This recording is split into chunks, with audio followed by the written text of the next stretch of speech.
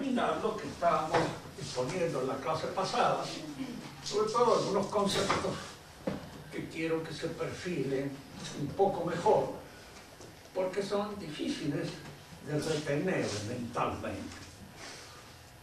No olvidemos nunca lo que dice nuestro credo. Dios creó omnia visibilium omnium et invisibilium, cosas visibles e invisibles. Indudablemente lo invisible aquí está visto aquello que no es, lo que no se puede ver porque es demasiado chiquito, sino lo que no es visible de ninguna manera, porque pertenece al orden de las realidades inteligibles, que la inteligencia capta a través de lo que ve, pero siempre apoyándose en lo que ve. Nuestra inteligencia no puede acceder a lo inteligible de una manera intuitiva, es decir, de una manera concreta, inmediata, perceptible. La palabra intuición quiere decir eso, percibir una realidad, verla. Intuyo esta realidad cuando la estoy viendo, la estoy observando.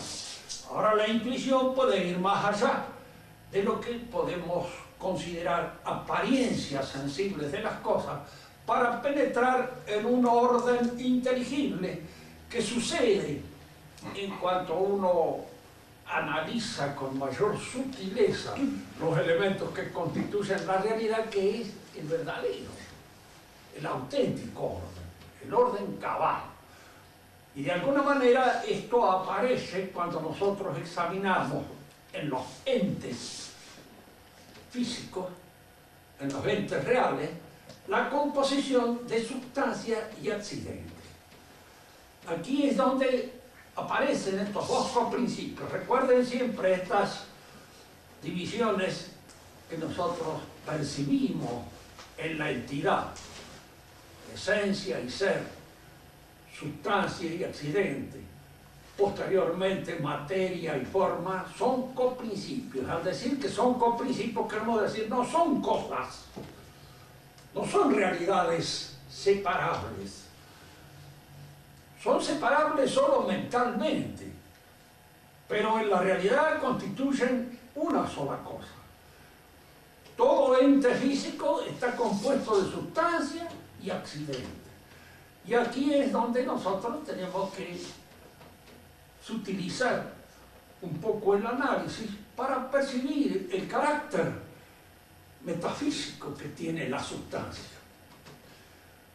Al decir metafísico quiere decir no es una cosa, es algo que está más allá de la pura visibilidad de las cosas. Es algo que percibe nuestra inteligencia como sosteniendo las cosas que son visibles. En todo ente físico hay una realidad perceptible. Eso que llamamos accidentes. El color, el espesor, el volumen, los ruidos que puede hacer, los colores que nos distinguen, todas esas cosas que percibimos en una realidad, en el fondo son manifestaciones de algo que está oculto detrás de ello. Y este algo que está oculto detrás de ello, que sostiene a esa realidad, más que les da un nombre, porque ese color tuyo es tuyo. Es una manifestación accidental, pero que tiene nombre y apellido, es tuya. Y ese tú que yo señalo acá con este pronombre, tú, ¿qué es? Es lo que está detrás de todo eso. Y al mismo tiempo lo que sostiene a todas esas realidades visibles. Fíjate que todas esas realidades visibles, color, volumen, pueden cambiar en el transcurso del tiempo. Pueden modificarse por el crecimiento, por una enfermedad, por un accidente, por lo que fuere. Pero aquel que lo sostiene, lo que está detrás de ello sosteniéndolo, aquello que en alguna medida emerge a través de todas esas realidades y sugiere su presencia al conocimiento, todo eso, diríamos, es el mismo sujeto, es el mismo que está. Por eso les decía, de 20 años a esta parte, pues muchos de ustedes han pasado de no ser casi nada a ser lo que son. Pero siguen siendo ustedes, salvo cuando ya la alteración, el cambio accidental, produce un cambio de entidad. Cuando somos cadáveres ya no somos más nosotros. Es el cadáver lo que está aquí. El cadáver es otra cosa. Tanto que no podemos culparlo de las cosas que le pueden suceder. Porque todo lo que le puede suceder ya no es propio de él, no es de lo suyo. Lo propio de él ya pasó. Era aquello de lo cual era dueño y señor. Y eso de ser dueño y señor, ¿qué cosa es? Fíjense que generalmente la dificultad en este trato con la metafísica está en que nuestra inteligencia, espontáneamente, naturalmente es cosista, tiende a cosificar las cosas. Y precisamente porque tiende a cosificarlas naturalmente y espontáneamente, es por lo cual a veces la metafísica, en el transcurso del tiempo, en el curso de los siglos, se pierde y se convierte en un saber que ya la ciencia rechaza porque no lo cosifica. Yo he leído en un escritor tan profundo, tan de buena capacidad intelectual para la metafísica como es Barzón, él no puede entender lo que es la sustancia. ¿Por qué no puede entenderla? ¿Por una cierta incapacidad física? No, porque espontánea y naturalmente recurre a una cosificación. Y él entonces dice, la sustancia es una noción parásita porque no hay nada que pueda sostenerlo. Y de ahí pasan a que es una noción parásita el yo también. Y nosotros nos encontramos con una psicología de una pura, diríamos así, sucesión fenoménica del yo. Y ese yo que pone la firma al pie, ese yo que somos cada uno de nosotros y que es en alguna manera culpable de la cara que tenemos, sobre todo cuando se llega a cierta edad. Todavía cuando uno es muy joven no es del todo culpable de su gesto, pero cuando uno llega viejo, sí, ya la cara que tiene lo está delatando de alguna manera, es la suya. Porque todo el transcurso del tiempo, la personalidad ha ido reflejándose en la cara. Ha ido de alguna manera poniendo en el rostro, poniendo en los gestos, aquellas cosas que constituyen sus hábitos constantes. Hay cara de dragones, hay cara de envidiosos, hay cara de manchines, hay caras, en fin, cada uno tiene la suya. Siempre decíamos con un amigo mío, en general los latinos revelan de una manera más evidente lo que son. La gente del norte no. Y uno a veces se confunde porque ve esos rostros tan rosaditos, tan lindos, y a veces ocultan la cara, no, que Dios me libre. En cambio, la cara de desgraciado que tiene un latino se les pasa enseguida. No la puede vender. Ya decía Talleyrand que era un gran observador de hombres una vez que observaba a un diplomático austríaco que tenía una cara de imbécil que volteaba. Dice la fortuna que hubiera hecho yo con esa cara. Desgraciadamente tenía una cara de sinvergüenza. Había sido obispo y de todo. Un obispo fue el que hizo los obispos, diríamos así, juramentados de la Revolución Francesa, de manera que fue un obispo apóstata. Luego se casó. La mujer lo dejó en cierta oportunidad, con lo cual debe haber hecho muy bien. Y en una oportunidad en que le dijeron que la mujer de él había muerto, dijo, pobre fulano tal, el nuevo amante que tenía, ¿cómo la va a sentir? Él estaba por encima del bien y del mal, pero era dueño de la cara que tenía. Y uno no tiene nada más que observar los buenos retratos que acerca de él hay, para darse cuenta que detrás de esa fisonomía se ocultaba un individuo que indudablemente las tenía. y de alguna manera tuvo que pagar el delito de haber transportado esa cara durante tanto tiempo como la transportó. Le diré que murió relativamente bien porque se arregló con la iglesia. Hasta el último momento, diríamos, discutió todas las cláusulas de la regla con una minuciosidad de rábula digna de otra situación, pero lo cual indicaba hasta cierto punto la capacidad que tenía, diríamos así, para discriminar en esos asuntos. La sustancia entonces es esto, es algo espiritual. Dice la escolástica que es potencia próxima de acto. Analicemos un poco esto antes de pasar a otra cosa. Lo que está en potencia, por supuesto, es solo percibido por la inteligencia.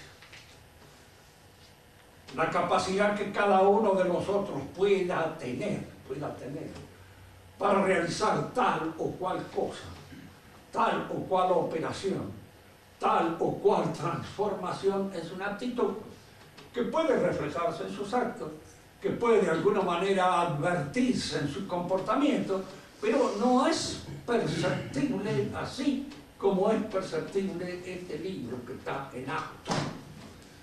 Lo que está en acto, sí, es lo perceptible. Eso que cada uno de nosotros es ahora es lo que tiene en acto. Y lo que tiene en potencia son todas aquellas disponibilidades, virtualidades que pueden de alguna manera educirse de esa realidad y que algún día pueden aparecer o emerger o desaparecer o corromperse o lo que pueda. Pero el acto siempre es algo constatable. Nosotros lo que constatamos al observar un ente físico, un hombre, son sus accidentes. Su color, su tamaño, su espesor, todas aquellas cosas que pueden ser medibles y que constituyen lo que llamamos accidentes del cuerpo. Y los accidentes del espíritu, su inteligencia, su sagacidad, su capacidad de advertir ciertas cosas, de verlas, de observarlas, todos esos son accidentes. Pero la sustancia no es perceptible de la misma manera que son los accidentes. Al color lo veo, el volumen lo aprecio, lo mido, etc. Pero la sustancia no, escapa a todas estas percepciones de tipo sensible, pero es lo que sostiene a todos esos accidentes. Y es lo que le da a todos esos accidentes el nombre y apellido que esos accidentes tienen cuando se trata de un hombre. Y siempre tomamos como ejemplo al hombre porque es el más accesible para todos nosotros y el que podemos observar. De manera que la sustancia, si a uno le preguntan qué es, y en esa pregunta va implícita, va envuelta la posibilidad de señalar una cosa, una realidad codificada, no es una cosa. Por eso se dice que es potencia, en la medida en que no aparece actualmente, sino a través de los accidentes. Pero es potencia próxima de acto, porque todos esos accidentes que nosotros observamos como constituyentes de esta realidad personal están sostenidos por esa persona, están sostenidos por él. Es él el que la sostiene, por eso son accidentes de él. Llamo a veces, refiriéndonos a los ejemplos, cuando queremos describir a una persona que otro no conoce y queremos manifestar, darle a conocer, nos encontramos con la imposibilidad muchas veces de hacerlo. Es rubio, es alto, pero claro, lo es de una manera particular, lo es de una manera singular. Hay en él una cualidad propia que hace que todos esos accidentes comunes, que pueden ser de otros, sean de él. Tengan la característica personal de su personalidad. Es el color de él, es la estatura de él, es todo eso que de alguna manera revela genio y figura hasta la sepultura, como dicen los españoles. De alguna manera lo revela, lo manifiesta, lo expresa. El espíritu se manifiesta así a través de una serie de accidentes, pero es esa realidad la que está próxima de acto porque es la que sostiene efectiva y realmente los accidentes. Interesa siempre en teología, sobre todo, tener una clara idea de lo que es la sustancia para comprender el misterio de la transubstanciación. Es decir, de la posibilidad que existe efectiva y real de que una entidad espiritual sustituya a otra que en el fondo también es espíritu para sostener los accidentes que constituyen el pan. Esto no quiere decir que el misterio quede aclarado totalmente, porque es misterio. Si no fuera misterio, sí, habría claridad para nosotros, pero es misterio. Y el misterio siempre permanece en una zona de claro oscuro para nosotros. No aparece de una manera bien clara. Pero cuando nosotros queremos expresar, por ejemplo, la generación del hombre en el seno de la mujer, la generación y la presencia en el seno de la mujer de un ser que va a decir yo, único y personal, indudablemente no se puede explicar pura y exclusivamente por la mezcla de los genes y de los gametos. En el animal sí, no hay otra cosa, porque el animal está programado de una manera puramente específica. Este gato repite a los gatos, aun cuando tenga una vida singular, individual de él, no es una persona. Y al no ser una persona, todo lo que en él se realiza está de alguna manera contenido en lo que podríamos llamar su programación genética, para repetir exactamente los mismos gestos. Pero los gestos de esta persona a veces son irrepetibles, son en alguna medida a veces imposibles de concebir, de ver. ¿Para qué lado puede disparar? ¿Por dónde puede aparecer? Incluso puede a veces tener un comportamiento que de ninguna manera se explica biológicamente. ¿Quién explica biológicamente el suicidio? ¿Quién lo explica? Y hay una actitud frente a la realidad que pueda llevar a esa situación a un hombre. Entonces es donde este hombre, en función de su libertad, se pone, diríamos, por encima de la administración de su propia realidad y se mata, concluye con su vida. Esto nos indica una cosa, de que la pura programación genética no puede dar cuenta y razón de la personalidad. ¿Por qué? Hay también acá cuestiones metafísicas. Es indudable que un médico cabalmente tal, esto que creen en la ciencia bien acabada, terminada, dirá, no, eso es un embrollo puramente bueno. Todo está aplicado genéticamente, entonces nosotros nos encontramos con él. Y aquí hay dos elementos químicos, aun cuando esta materia química pertenezca a la materia viva, biológica, de la contemplación de estos dos sale de repente algo, esto, que no está, no está allí. ¿Por qué no está allí? Dijimos que Aristóteles creía que indudablemente en el gameto masculino estaba la espiritualidad, la inteligencia y la voluntad. Indudablemente es una noción biológica un poco, incluso absurda, cuando se tiene en cuenta la cantidad de gametos que desaparecen en nada, y que de ninguna manera llegan a la realización del hombre. Pero él lo creía, y como de alguna manera, como buen griego era medio machista, en alguna forma creía que era en el gameto masculino en donde se encontraba esto. No veía la posibilidad de una intervención divina. ¿Por qué los cristianos ven la posibilidad de una intervención divina? Porque no se puede explicar que de acá, de lo puramente biológico, salga algo que exceda lo biológico, que esté por encima, que domine lo biológico, que esté por encima de él, porque entonces hay que admitir la generación espontánea de una X que brota, ¡pum!, como por ensalmo, de una realidad que de ninguna manera la supone, y que no la contiene, y que no está en ella. Estoy haciendo este razonamiento simplemente para indicar este tipo de razonamiento metafísico. Son esto. Es lo que nos lleva a nosotros a pensar de que aquí hay algo. Y la intervención misteriosa de Dios en la generación del hombre. ¿Por qué la intervención de Dios? Porque no es nuestro espíritu el que interviene en la generación del hombre. Nosotros somos agentes y somos vehículos de un movimiento espontáneo y natural, del cual a veces ni siquiera somos dueños. Y lo que surge de allí es algo que nosotros no preveíamos, porque a nuestros hijos no los preveíamos.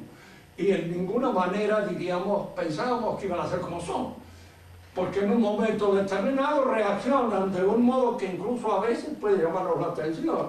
Y puede decir, no sé de dónde diablos sale este, siempre hay algún tío que puede ser responsable, a lo mejor, de los elementos un poco inescrutables que surgen en este proyecto, diríamos así, de mi propia realidad. Pero esas son cosas que pertenecen. De hecho, nosotros somos perfectamente conscientes de que no es hijo de nuestra espiritualidad, es hijo de la naturaleza, de lo que hay en nosotros, diríamos, de biológico, que no es ni siquiera nuestro, de lo cual somos vehículos simplemente. Entonces, si nuestro espíritu no interviene para la creación de un espíritu que además no lo podría intervenir, no podría hacerlo, tiene que haber algo espiritual que intervenga. Y este algo es Dios, precisamente. Y no otro, porque es el único que puede crear algo y hacerlo, diríamos así, sobre la base del elemento genético que forma lo que podríamos llamar la herencia material que cada uno de nosotros recibe como legado de sus padres. Vamos ahora a analizar esta otra tesis. Praeter absoluta accidentia est etiam relativo. Además de los accidentes absolutos, hay otros relativos, dice él. Sive ad aliqui non significi secundum propriam rationem aliqui inerens. Es decir, dice, hay algo que no significa una relación propia con la sustancia. Tomemos ejemplos para que la cosa quede más clara. Hay accidentes que están referidos propiamente hablando a la sustancia. El color, la estatura, el tono de la voz de cada uno de nosotros, su estilo, su modalidad, sus gestos. Todas aquellas cosas son absolutamente accidentes de esta sustancia, que pertenecen a ella. Pero, por ejemplo, la distancia que hay en este momento entre él y yo no es un accidente que nos corresponde propio a nuestra sustancia. Es un accidente que adviene circunstancialmente. Por eso es una relación. Y entra en el terreno amplísimo de esas cosas que se llaman relaciones. Fíjense que hay relaciones que son absolutas en la sustancia. Entre el padre y el hijo hay una relación casi absoluta, que está ligada a la sustancia misma. La relación nuestra con Dios de criaturaidad es una relación propia, absoluta de nuestra sustancia. Pero la distancia que tenemos con respecto a otros, aquellas cosas que surgen como elementos arbitrarios de los usos, de las costumbres, etcétera, etcétera, no están ligados absolutamente a nuestra sustancia, sino de una manera puramente circunstancial. Es circunstancial en que nos encontremos nosotros ahora todos aquí reunidos, con una distancia entre cada uno de nosotros que también es circunstancial y arbitrario. Puede modificarse, puede cambiarse, sin que se altere en absoluto nuestra realidad sustancial. Pero hay otras relaciones que sí, que pertenecen propiamente a nuestra sustancia, que son propias de ella, que en alguna manera están ligados a su esencia, su forma, sus cosas.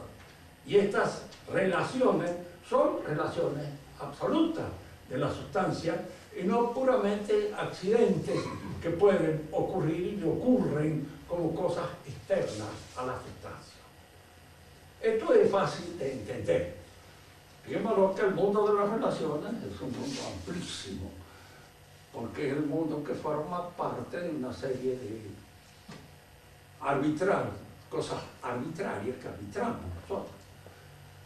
En un momento determinado podemos o tener una situación determinada en el orden social que nos permite relacionarnos ocasionalmente con una serie de personas, como jefes, como subordinados, como subalternos, etcétera, etcétera, que son cosas que no corresponden a nuestra esencia, no suceden.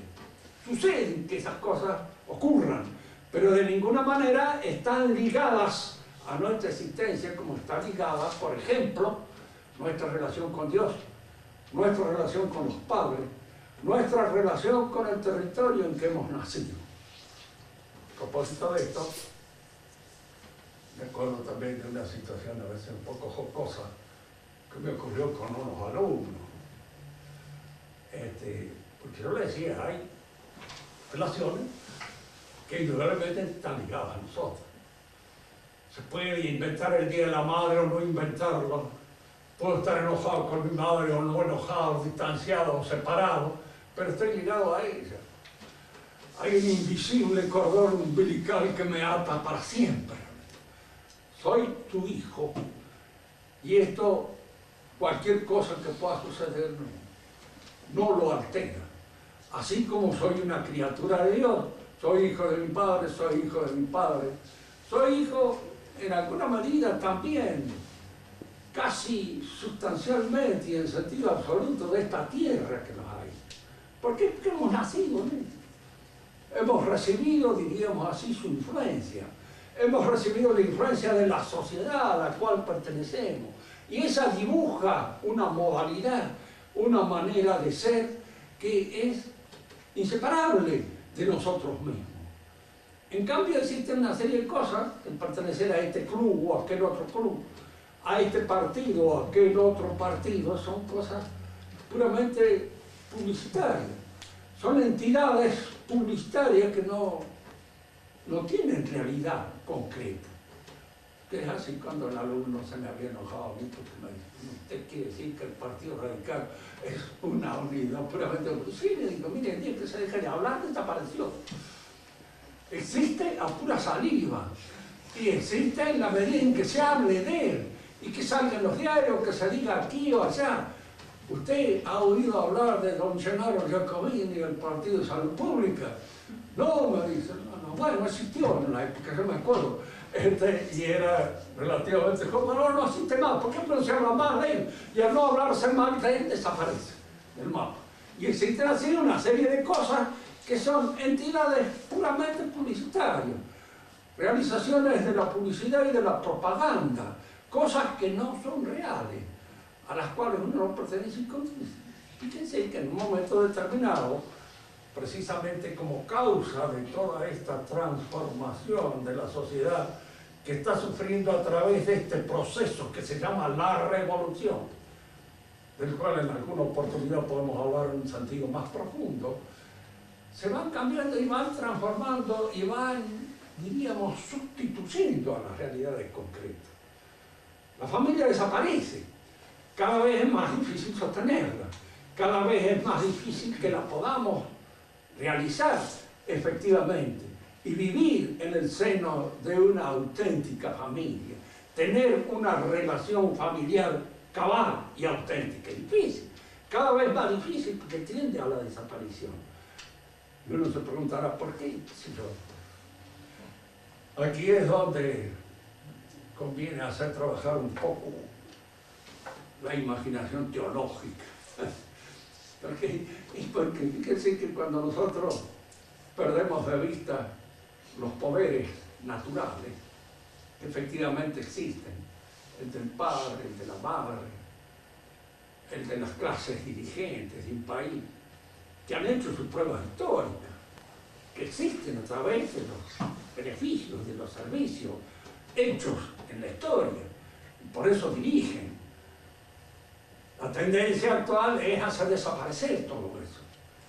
La revolución nace, diríamos así, como un propósito determinado, de terminar con la iglesia, con la monarquía, con la nobleza y con todo eso que se llamaba antes el pueblo, que era una organización, diríamos así, jerárquica, de situaciones que los años habían ido creando, procreando, produciendo, estableciendo efectivamente en un lugar determinado. No hablamos de nada idílico, porque en los pueblos había sus héroes, sus cantores, sus poetas, sus imagineros, sus bandidos, sus traidores, sus sinvergüenzas, y todas esas cosas que se dan efectivamente en la vida de los pueblos siempre, pero eran pueblos que nacían, ¿no? ¿Cuál es el poder que ha ido sustituyendo a la plata? El poder del dinero es el poder revolucionario por antonomasia. Lo dice el mismo Marx. En alguna vez, porque hay que leerlo a veces sin ser marxista, es mejor. Porque el que es marxista y lo lee como marxista se termina por todo el viaje, porque entonces se lo traga así, sin clasificarlo, y llega a convertirlo en una suerte de misado al libro de Marx. Pero el que no lo es, lo lee con grano sali, y al leerlo con grano sali dice que son las cosas que son efectivamente ciertas. Él habla del poder transformador y revolucionario del dinero. Y el poder del dinero es el que ha hecho, en cierto modo, la revolución y el que ha destruido todas estas otras instituciones que existían antes. Y uno la pregunta es decir, ¿por qué las ha destruido? Porque no se pueden comprar. Y lo que el dinero no puede comprar, lo destruye. Y sigue y sostiene pura y exclusivamente lo que se puede comprar. Fíjense que se pueden comprar los curas. Y creo que en un momento determinado ya están casi todos ellos comprados de algún modo por el dinero internacional. Pero no se puede comprar la iglesia, las verdades de fe. Eso es lo que no se puede comprar. Se puede comprar un título nobiliario, pero no la nobleza cabalmente tal, que es algo que pertenece al patrimonio mismo del alma de cada uno de las personas. A los pueblos se los destruye aburguesándolos y convirtiéndolos en burgueses resentidos y en burgueses que aspiran al pato del león cuando tienen las lentejas puras y nada más que del pesebre socialista, y esperan de eso todo lo que se da. En esta sociedad, donde ya no existe nada más que el poder del dinero, el poder del dinero crea a su vez una oligarquía plebiscitaria de estos que recogen votos. Son los políticos que podríamos llamar profesionales. ¿Y qué son los políticos? El Valdes, el que recoge votos. Yo he conocido 2 o 3 que recogen votos en el barrio. Tienen 50, 60, 90 votos, en fin, lo que sea. El que recoge un poco más allá del barrio, el que recoge en la provincia, el que recoge en la nación, y cada uno de estos constituyen esa oligarquía sufragista que está sostenida por la propaganda, sostenida por la publicidad, y la publicidad está sostenida por el dinero que la hace posible, que la sostiene. Aquí nosotros nos encontramos con un poder que se expresa fundamentalmente a través del dinero.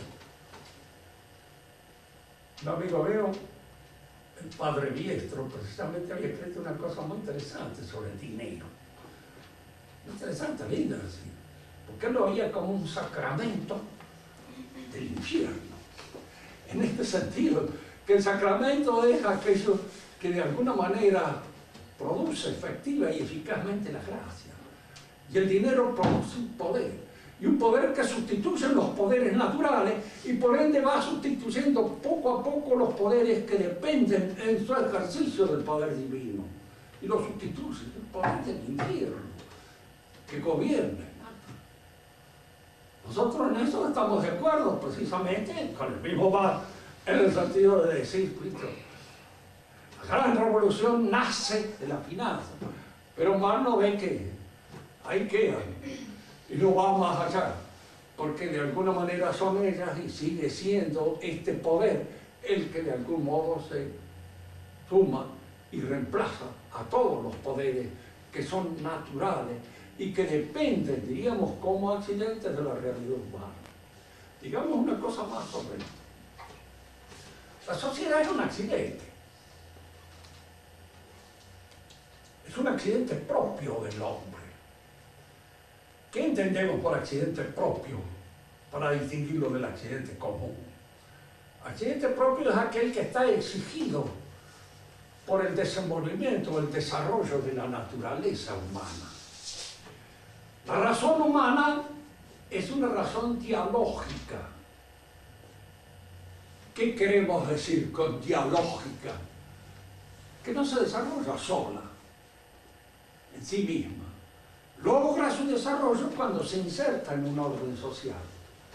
La familia, los padres, la madre, luego todas las instituciones que de alguna manera van acrecentando el haber de sus conocimientos a través de este diálogo fecundo, permanente, constante que se realiza con los otros. Y esto se hace a través del idioma, porque es el idioma que heredamos el que en alguna manera aquel que permite el desarrollo de nuestra inteligencia.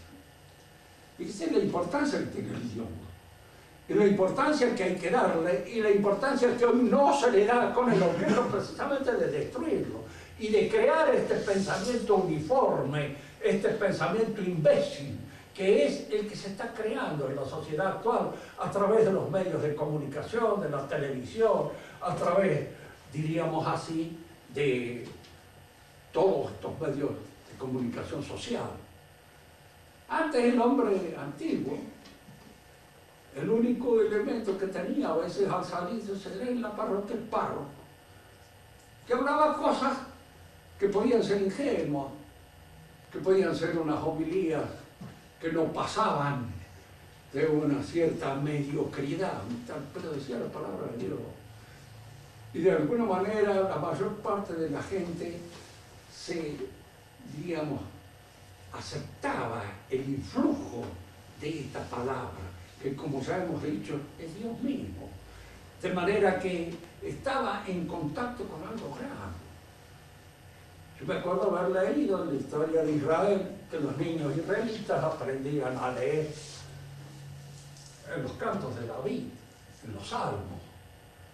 Nosotros aprendemos a leer en libros que están escritos para monos apenas más o menos un poco avanzados, con el temor de que el chico no vaya a entrar de entrada, diríamos así, en lo que es más profundo y más completo de su raza. Los griegos aprendían en la Ilíada y en la Odisea, ahí aprendían a leer. Y los judíos en la Biblia, es decir, los israelitas. En la actualidad nosotros aprendemos un libro escrito por una maestra, pobrecita, que ya ha llegado al fin de su carrera y que escribe un libro para un individuo que está recién saliendo de la animalidad y que aprende a balbucear algunas cosas. Y entonces se le da esa comida. Y luego está el diario, luego está la televisión y está todo eso que ayuda a la imbecilización general. Si alguno me preguntaría, ¿y por qué quieren que los imbéciles se los maneja fácil? A los que no son imbéciles no. Pero si usted logra una imbecilización colectiva suficiente, como para que el gobierno tiene asegurado esto. ¿Cuántos idiotas hay que creen efectivamente que la democracia existe? Está lleno. Y usted los pregunta en algún lado, hay mucha gente que no, los gobiernos democráticos. La realidad eso es un camelo publicitario nada más, nadie que tenga dos dedos frente puede creer en eso. ¿Quién va a creer que el pueblo gobierna? Gobiernan estos que están ahí, no es sí. Es una cosa que leyendo a Santo Tomás se da cuenta. La sociedad es efectivamente un accidente propio del hombre. Pero este accidente propio del hombre va creciendo en la medida en que el hombre se desarrolla, en la medida en que el hombre se perfecciona.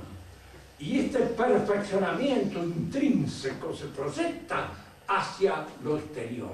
Esto es lo que los griegos descubrieron bien. Es el descubrimiento de Sócrates y de Platón. Cuando él se da cuenta de que no puede haber una buena sociedad si no hay buena gente. Y diríamos así, la sociedad cristiana surge precisamente por esa convocatoria a la conversión interior de los hombres. Uno dice, en toda sociedad el fundamento del orden social es la religión. ¿Qué religión? Cualquiera en un momento determinado. Pero ¿por qué dice usted que es la religión? Porque la religión es la que asume al hombre desde adentro. Todas las demás cosas no pueden.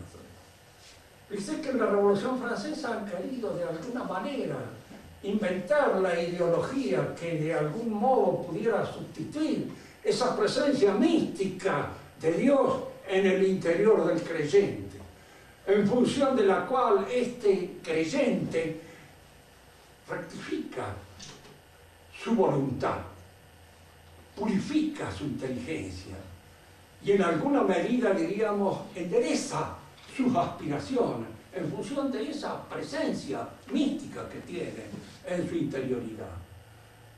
El creyente ni siquiera puede pensar mal, porque si piensa mal, él sabe que Dios lo está viendo, lo está observando. Y entonces cuando piensa, trata de rectificar sus pensamientos.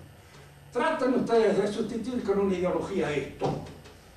¿Cuál es la ideología que nos pone en el interior de nosotros aquí en Alfonsín, a Menem, frente al cual nosotros tenemos de alguna manera que responder de la rectitud del pensamiento y de la rectitud de nuestras apetencias voluntarias o de todas nuestras apetencias? No. Y si en una sociedad no aparece eso que desde la interioridad rectifica los apetitos y les da a los apetitos su orden, les da a los apetitos su perfección, no hay sociedad posible. Cuando uno dice, ¿por qué hay tanto crimen en la actualidad y tantas cosas? Las razones pueden ser muchísimas desde el punto de vista accidental, pero fundamentalmente porque ha desaparecido el temor de Dios. No se teme nada de Dios porque Dios no existe. Y cuando Dios no existe, cada uno hace lo que se le da la gana. Y al decir que cada uno hace lo que se le da la gana, es decir que cada uno chapa donde puede y lo que puede. Y en la medida en que el vigilante no intervenga allí, yo puedo hacerlo. Y todavía está esto otro, que es un viejo adagio latino. ¿Y quién cuida a los vigilantes? Porque fíjense que si los vigilantes no tienen contención interior, contención pasiva. ¿Y qué les impide en un momento determinado aprovecharse de su situación de vigilante para hacer cualquier otra cosa que sea delictiva, si eso le conviene y si eso le viene bien para él? Es muy difícil en una sociedad que no tenga esta contención intrínseca. La tienen a través de la religión. Como siempre hemos dicho, la religión, si viene de Dios, es una. No puede haber varias. Y si es un producto humano, no es religión. En cuanto lo descubrimos, se acabó. ¿Por qué? Porque el creyente es aquel que cree que aquello que cree viene de Dios. Si no, no cree en nada.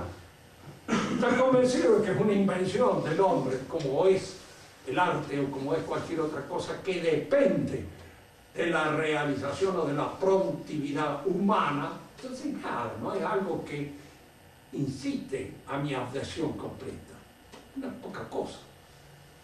Y la religión es eso, es la presencia de Dios en el orden social. Presencia, diríamos, accidental también, porque la gracia es un accidente. El más importante de los accidentes.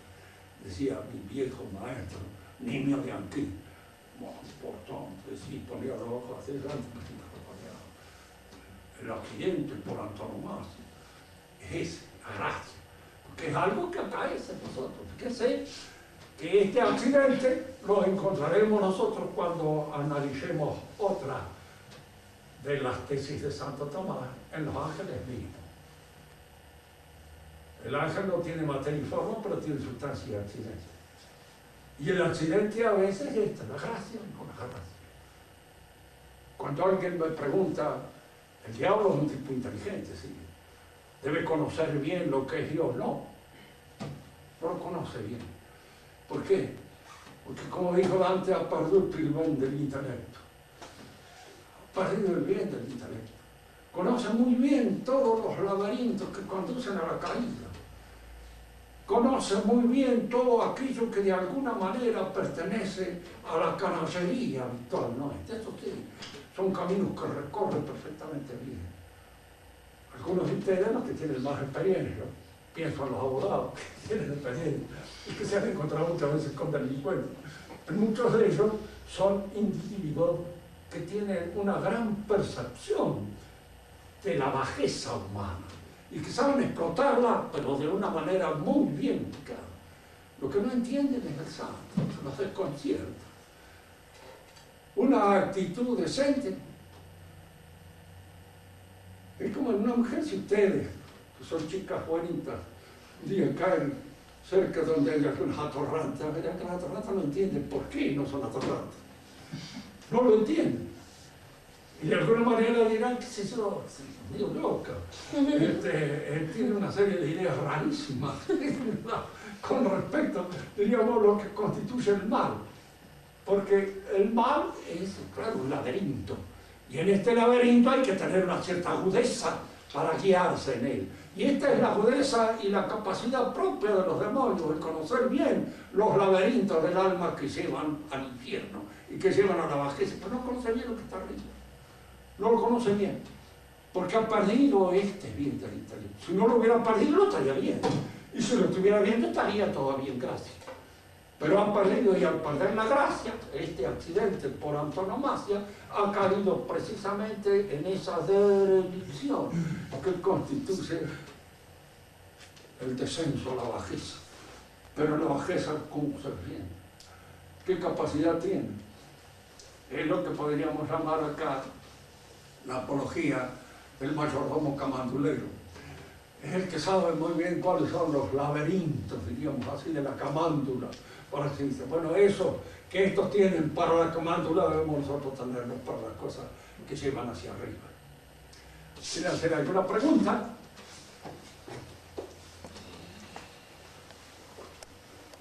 Hagan cualquier pregunta que más... La sustancia no es lo mismo que el alma. ¿La qué? La sustancia no es lo mismo que el alma.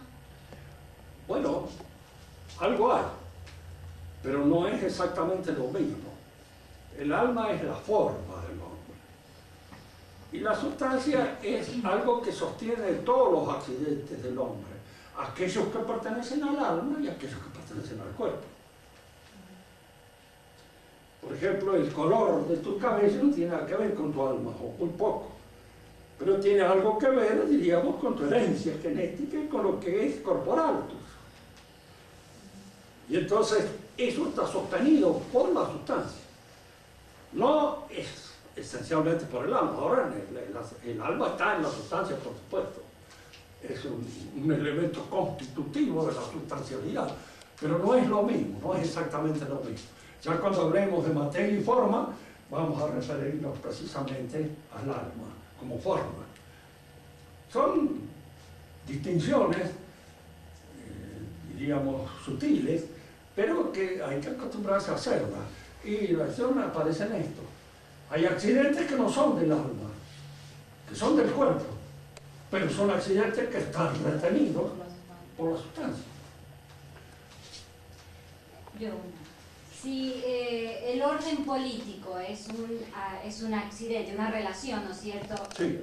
Así absoluta. ¿Puede haber una sociedad laica completamente? Una sociedad laica. Laica. Diríamos así, absolutamente laica no existe. No existe porque generalmente se tiende a divinizar ciertas cosas. Por ejemplo, la sociedad actual tiene un concepto religioso de lo que es la democracia. No es una sustitución de la religión, de lo que es el Estado. Porque en el fondo le parece que tanto, que si puedo hablar con una persona, si usted no es democrático, es como si dijera usted no es bueno, no es una buena persona, es un mal bicho.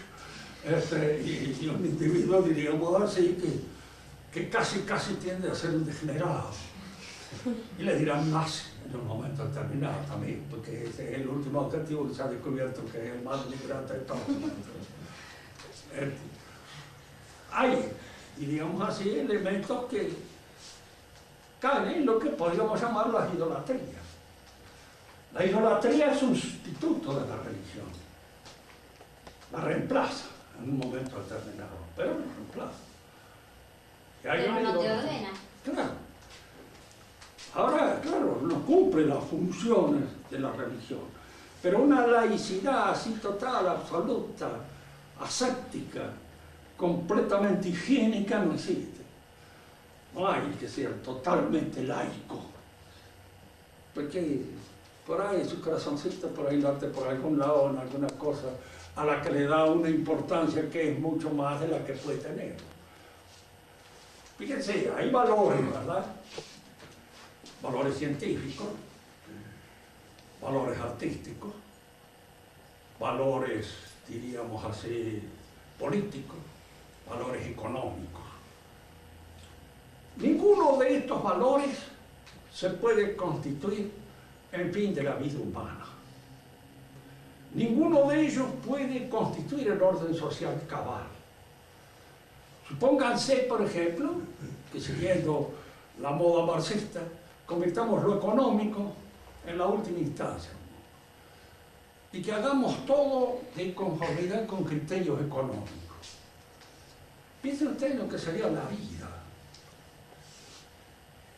Hasta, qué sé yo, todo aquello que es de lujo o relativamente inútil, que no tiene una inmediata producción económica, está de más. ¿Cuánta gente está de más? Que podría ser sustituida por un cepillo, por un robot, por una máquina que funciona mucho mejor. Entonces, los viejos desaparecen de una sociedad económicamente bien organizada. ¿Qué liquidarlos? ¿Para qué sirve? Incluso más, convertirlos inmediatamente en jabón o convertirlos en abono para la tierra, convertirlos en algo que sea económico y no que estén produciendo ahí el viejo desgraciado que anda dando vueltas por aquí. Los inútiles, los discapacitados, toda esta gente, todos los cuales no son desaparecer. Es decir, si nos guiamos por criterios económicos, hasta en la elección de las mujeres que nos gustan, elíjanla por criterios puramente económicos. Esta me conviene porque hay tanto en el asunto y nada más, y lo demás no. Claro, aparece allí el corazoncito que no lo traiciona. Y le gusta esta porque se sonríe de esta manera y la embromó. O sea, se acabó todo lo económico, se le viene abajo el andamiaje y de alguna manera cae en el romanticismo. Traten de hacerlo científicamente. Empezando por esta pregunta. Científicamente hablando, ¿vale la pena vivir? ¿O no vale la pena? Fíjense. Respondanla científicamente y estoy casi convencido de que se llega a la conclusión de que no vale la pena. Entonces, la única solución es lo que creo que lo decía un médico famoso cuando un hermano de él le presentó una radiografía y le dice, ¿qué te parece esto? Si yo fuera él, se me pegó un tiro. Era él, se pegó un tiro. Es decir, frente a una situación determinada así, la solución científica es científica, tal, sin otro medio. Supongamos en el caso político. Uno a veces conoce a políticos absolutamente puros, como podía ser Lenin, por ejemplo. No tenía ninguna trepidación en función del objetivo de tener el poder. Y de tener el poder por encima de cualquier cosa. Y la gente era valorada en función del poder que le podía dar o del poder que podía obtener a través de él. Y de otro modo era nadie, no existía. No hay forma de ordenar la sociedad si en el fondo el hombre no acepta la existencia de algo que le permita utilizar todas estas cosas en sus relativos medios. Aunque esté mal, pero es el sustituto de la religión. Sin religión no hay sociedad. No hay. La sociedad va a su declinación y a su disociación, su terminación completa. Bueno. Tener hijos, vos tenés alguno. Hay que tenerlo. ¿Para qué sirve tenerlo? ¿Qué gana además de dolores de cabeza y otras cosas más? ¿Qué otra cosa más? Calcularlo desde el punto de mira científico, desde el punto de mira puramente económico, desde el punto de mira del poder, no son nada más que lastres todos los pies. Y la tendencia actual de la sociedad precisamente es a eliminar todas esas responsabilidades. El hombre con más facilidad todavía, porque al fin de cuentas, la mujer significa un buen rato. Y luego, si te he visto, no me acuerdo.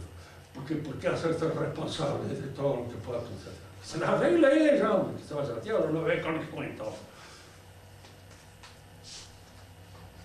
Un chico que tiene relaciones con una chica, después que es embarazada la chica, entonces le preguntan, bueno, y él dice, bueno, ¿qué? Dice, ¿para qué diablos se quedó embarazada? ¿Quién era la que tenía la posibilidad? Ella. Bueno, muy bien, que se brome. Todas estas formas de pensar son personas de pensar que destruyen el orden. No existe ninguna posibilidad de ordenar la sociedad en función de ningún valor que no sean los valores religiosos. ¿Y aquello para qué? Efectivamente, lo económico sirve, pero es un medio. Lo político sirve, pero es un medio. El arte sirve, pero es un medio. Y todos estos son elementos medios ¿para qué? La sociedad basada solamente en el derecho natural. ¿Cómo? La sociedad basada solamente en el derecho natural, pero desde un ateísmo. O sea, pero podría existir. No, lo que pasa es esto, ¿no es cierto? El derecho natural mismo implica, de entrada, una noción de naturaleza, una idea de naturaleza. Y para poder analizar o examinar bien, con claridad, diríamos, los elementos que pueden constituir el derecho natural, hay que empezar por definir bien qué es la naturaleza, ¿no? Y qué es lo que constituye su naturaleza. Fíjese que esta es una cosa que nosotros a veces nos creemos que estamos de acuerdo, no es así. Hay hombres que creen que lo natural en el hombre es comer como un animal, por ejemplo. Esto es natural, se siente, chao, punto, hasta luego. Natural es tener relaciones con una muchacha cuando se puede, natural. ¿Quién dice que no es natural? Pero en el hombre, ¿cuál es la noción de naturaleza? ¿Qué es lo natural en el hombre? Yo haría una pregunta. ¿Estar desnudo o estar vestido? Y uno le dirá, ¿usted está desnudo? No. ¿Por qué se viste? ¿De dónde nace la exigencia? Esa exigencia de la ropa, esa necesidad de descubrir lo que en él traduce lo espiritual, el rostro, las manos, y descubrir lo que pertenece a su intimidad.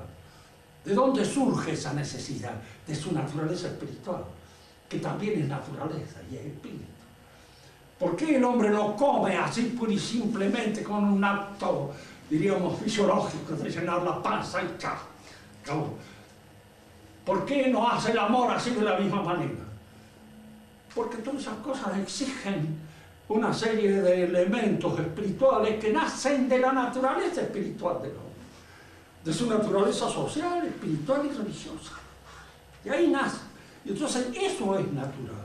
Entonces, lógicamente, cuando nosotros examinamos la noción de naturaleza, diríamos, en una perspectiva más completa, más honda, más cabal, el derecho que se deduce de esa naturaleza tiene que tomar, diríamos, su forma y su acuerdo con las exigencias de esa naturaleza.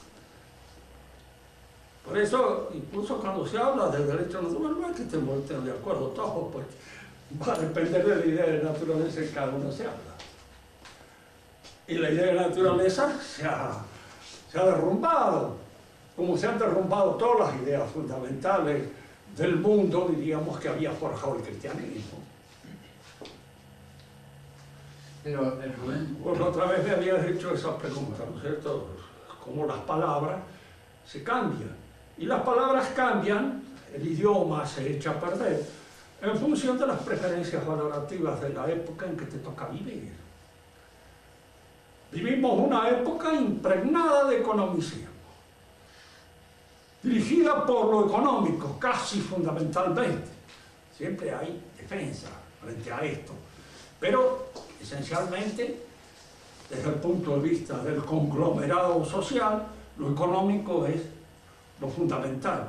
Y entonces el lenguaje también va, de alguna manera, cediendo a esta instigación de lo económico, que lo deforma, lo destruye en todo aquello que el lenguaje tiene, diríamos, de perfectivo y ascensionar hacia Dios.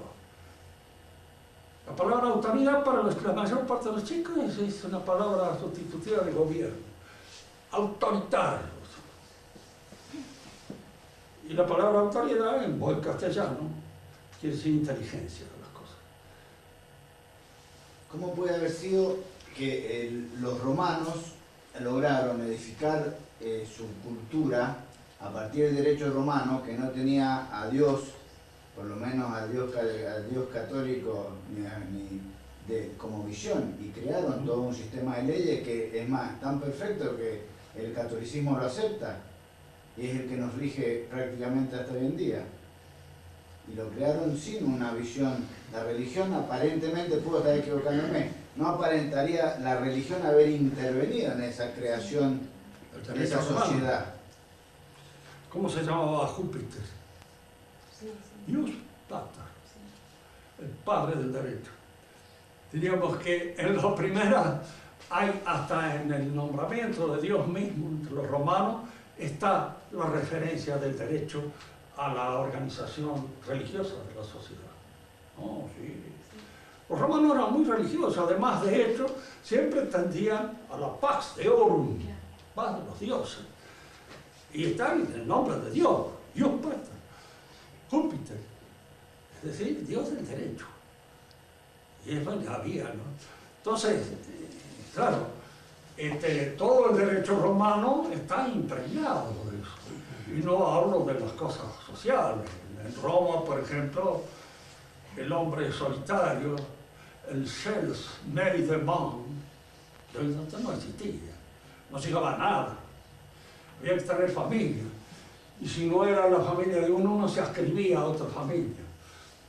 Tanto que llegaron a hacer cosas graciosas, porque durante un tiempo las familias viejas, patricias, eran las que comandaban Roma, pero posteriormente los plebeyos ganaron posiciones y adquirieron más dinero. Entonces un aristócrata que quería hacer carrera en la política se hacía plebeyo, como Julio César. Se hizo adoptar por un tío de él, Mario, que era precisamente el Perón de aquella época, fue el jefe de las masas. Y él, para heredar, para la posibilidad, diríamos así, de heredar toda esa afluencia electoral de Mario, se hizo adoptar por Mario. Pero no, todo estaba inscrito, y la familia era una inscripción religiosa, porque la familia era una entidad religiosa, fundamental. El tipo que no tenía familia no tenía tampoco, ¿qué le puedo decir? Carecía de la protección de los dioses familiares. No era nadie, no existía en Roma.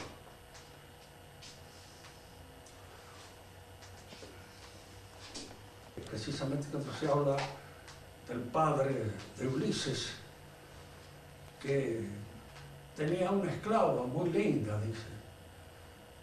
Y había muerto la señora, pero por respecto al recuerdo de la señora nunca tuvo relaciones con su esclava. Es una delicadeza que uno se admira. Pero que los paganos tuvieran esto, ¿sí? Pues que sí. Ahí lo dice.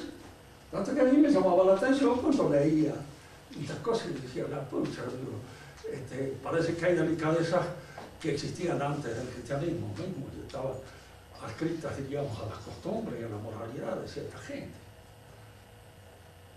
Se daba.